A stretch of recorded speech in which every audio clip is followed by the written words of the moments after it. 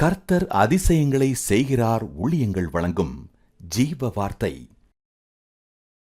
இந்த நாளிலே உங்களை சந்திப்பதில் கர்த்தருக்குள் பெருமகிழ்ச்சி அடைகிறேன். கர்த்தர் நல்லவர். இந்த நாளில் உங்களுக்காக அற்புதத்தை ஆண்டவர் வைத்திருக்கிறார். ஒவ்வொரு நாளும் அவருடைய கிருபை புதிதாக இருக்கிறது. இன்றைக்கு புதிய அற்புதங்கள், புதிய நன்மைகளை கர்த்தர் உங்களுக்கு செய்ய போகிறார். சோர்ந்து இருக்கிறீங்களா? சோர்ந்து போகாதீங்க. அதிசயங்கள் நடக்கும். பிறந்த நாளை காண்கிற அனைவரையும் இயேசுவின் நாமத்தில் கர்த்தருடைய ஊழியக்கான கடின் வாழ்த்துகிறேன். உங்களை ஆசீர்வதிக்கிறேன். நீங்கள் ஆசீர்வாதமாக இருப்பீர்கள். திருமண நாளை காண்கிற குடும்பங்களை வாழ்த்தி இயேசுவின் நாமத்தில் ஆசீர்வதிக்கிறேன். நீங்களும் ஆசீர்வாதமாக இருப்பீர்கள். துக்கத்தோடு இருக்கிறீர்களா? யாராவது அருமையானவர்களை பிரிந்திருக்கிறீர்களா? இழந்திருக்கிறீர்களா? தனிமையில் இருக்கிறீங்களா? பயப்படாதீங்க. உங்களையும் கர்த்தர் நடத்துவார். இன்றைக்கு ஒரு அதிசயத்தை செய்வார். இன்றைக்கு ஜீவ வார்த்தைக்கான வசனத்தை வாசிக்க கேட்போமா? 2 ராஜாக்கள் 7:9. பின்பு அவர்கள் ஒருவரை ஒருவர் நோக்கி, நாம் செய்கிறது நியாயமல்ல. இந்நாள் நற்செய்தி அறிவிக்கும் நாள். இந்நாள் நற்செய்தி அறிவிக்கும் நாள். ஜீவ வார்த்தையின் தலைப்பு, நற்செய்தி சொல்வீர்கள். நற்செய்தி சொல்வீர்கள்.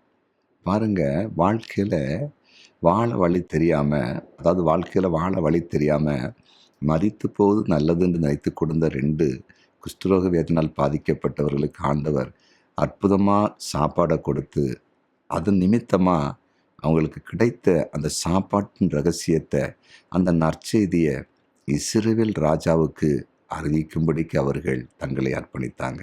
அவங்க சொல்கிறாங்க, இந்த நாள் நற்செய்தி அறிவிக்கிற நாள், நல்ல செய்தியை கொண்டு போகிற நாள்.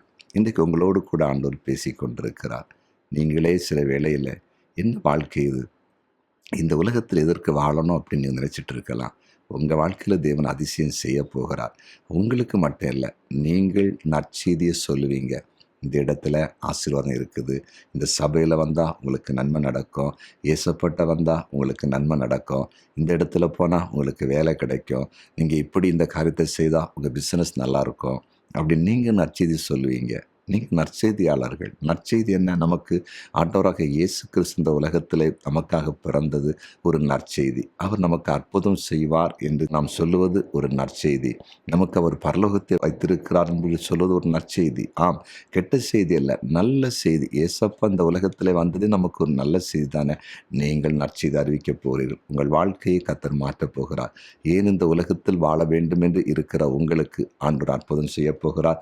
உங்கள் மூலமாய் நல்ல செய்தியை மக்களுக்கு கொண்டு போக போகிறார். அதன் மூலமாய் அநேகர் ஆசீர்வதிக்கப்பட போகிறாங்க. விசுவாசிப்பீங்களா? இன்றைக்கு நாம் ஜெபிப்போமா? ஜெபிக்கலாம். எங்கள் அன்பு தகப்பனே, இந்த நாளுக்காக உம்மை நோக்கி நாங்கள் பார்க்கிறோம். நீர் பெரியவர். ஆண்டவரை 2 மனுஷர்கள் சொல்கிறாங்க, இன்றைக்கு நற்செய்தி அறிவிக்கிற நாள். ஆமாம் ஆண்டவரை, இன்றைக்கு உம்முடைய வார்த்தையை கேட்ட உம்முடைய பிள்ளைகள் யாவரும் நற்செய்தி அறிவிக்கிறவங்களாக மாறட்டும். இயேசப்பாடைய அன்பை மற்றவர்களுக்கு சொல்லுகளாகவும், அற்புத காரியங்களை அறிவிக்கிறவர்களாகவும், நல்ல செய்திகளை கொண்டு செல்லுகிற மக்களாக மாற, அப்படிப்பட்ட அதிசயங்களை இவர்கள் வாழ்க்கையில் செய்ய, இவர்கள் கண்கள் காண நீர் கிரியை செய்யும்படியாய் ஜெபிக்கிறேன். இப்பொழுது வியாதியினால் கஷ்டப்படுகிற எல்லாரையும் ஆண்டவர் தொட்டு சுகமாக்குங்க.